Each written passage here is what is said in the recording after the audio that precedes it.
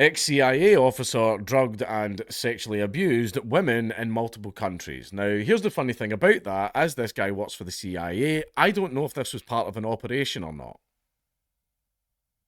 Really? I have no idea. I've not read this article. I don't know if this was part of an operation. Shut up. What do you mean it's part of an operation? Like the CIA go around doing that? my, my sweet summer child. A former CIA officer has been sentenced to 30 years in prison for drugging and sexually assaulting dozens of women while on assignment in the US and overseas. Over a 14-year period, Brian Jeffrey Raymond, 48, lured women into his government apartment to abuse them, the US Attorney's District of Columbia office said. The FBI's joint investigation found hundreds of photographs and videos dating back to 2006 of at least 24 nude or partially nude women who were unconscious or incapable of consenting. How was he able to get away with this for so long? Don't worry about it. Raymond was caught when a naked woman screaming for help was seen on the balcony of his Mexico City residence in May of 2020. He had been working for the US Embassy at the time. Warning there. Oh, great. Oh, great. I love graphic depictions of sexual violence and paedophilia in my news articles. That's great. That's fantastic. Wonderful. That's going to get this video monetized and also be great for my psyche. Thank you, BBC. The former intelligence service employee was a predator who lured unsuspecting women to his government-leased housing, where he drugged, stripped, sexually abused, and photographed them. Mr. Graves added.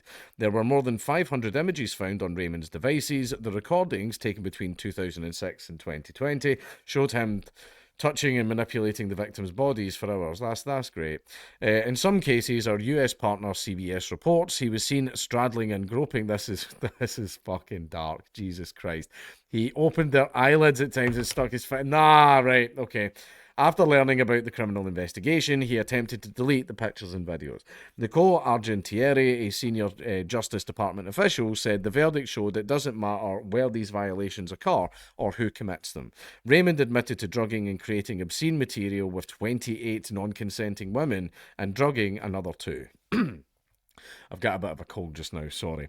In November 2023, the California native pleaded guilty to one count each of sexual abuse, abuse of sexual contact, coercion and enticement, and transportation of obscene material. As part of his plea agreement, Raymond further admitted to engaging in non-consensual sexual acts with 4 women and non-consensual sexual contact with 6 women. Raymond met the women through various dating apps and then drugged them while serving wine and snacks. Most of the women in his photos and videos could not remember their time with him. Where did he get the drugs from? Again, don't worry about it. During his employment by the government, he lived and worked in numerous countries, including the US, Peru, and Mexico. In 2021, the FBI and the Department of State's Diplomatic Security Service, who conducted a joint investigation, asked for the public's help in seeking additional information pertaining to Raymond and any potential victims. At the time, the US Embassy in Mexico said some of the women in the photos and videos had not been identified. Well, Mexico, a country that's very, very famous for its very accurate record keeping. At the sentencing, the FBI's assistant director in charge, David Sundberg, thanked the brave women who shared information that furthered this investigation. Some said they only learned what had happened to them after the FBI showed them photos of the assaults, CBS reports.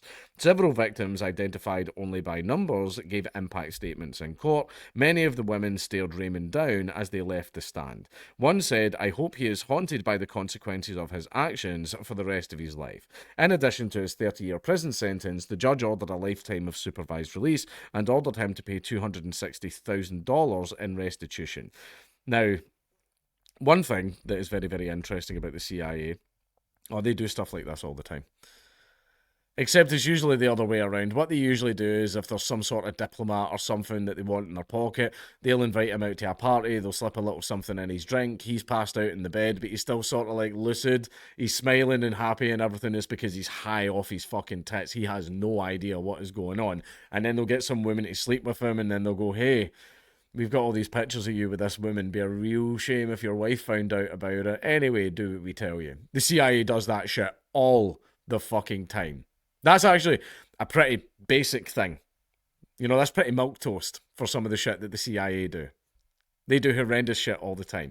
Where he was able to get these drugs from, especially ones so effective, where these girls were essentially raped and had no recollection whatsoever of what happened. Man, that's some very, very strong and powerful, potent stuff that seems to be very, very useful for the CIA to have. Somebody raided the stockroom, I believe. But anyway, yeah, I totally believe that. But one thing you need to know about the CIA is they have no morals. A lot of people think they go in there like, yeah, America, yeah, we're gonna defeat these foreign enemies. No, no, it's not. They're psychopaths. They are psychopaths and sociopaths. That's why they get the job. See, in order to be one of these CIA agents, they make sure you have no morals. Like, they make sure of that. They test you for it. They make sure that you have no morals. They want you to have no issue whatsoever with doing really, really fucked up things, which is why the CIA is populated by guys like this. Right? They are a very, very dangerous group of people. And see, to be honest, this type of stuff, that's just another Tuesday for them.